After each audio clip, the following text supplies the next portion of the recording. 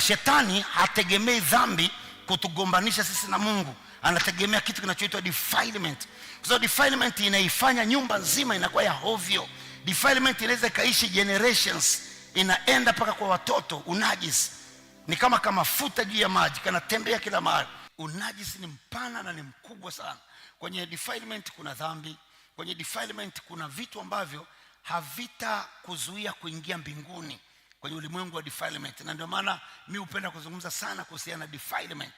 Defilement huwa iko hivi: dhambi ni kati ya mtu na kukosea kile ambacho wewe na Mungu wako, si wewe na sisi ama wewe na nani, ni wewe na Mungu. Na wakati mnatengeneza wewe na Mungu, sisi huwa hatujui wala hatuwezi kujaji. Lakini unajisi huwa ni kitu inayokukimbiza wewe na inakimbiza vitu ambavyo unavihitaji. Defilement ni kubwa na ni mbaya, naweza sema kuliko dhambi. Katika tafsiri za Biblia huwa zimeweka kama vyote ni dhambi, imetajwa tu dhambi pale. Lakini kwa mfano kusoma Isaya 58 mstari wa 1 anasema, piga kelele wala usiache, paza sauti yako kama tarumbeta, wahubiri watu wangu kosa lao na wana wa Israeli dhambi yao. Ametaja kuna eneo la kosa kwa watu wangu, alafu kuna dhambi imetajwa pale.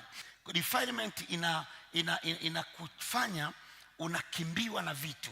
Pote unapozungumzia kuhusiana na defilement, huwezi kutenga unajisi na witchcraft.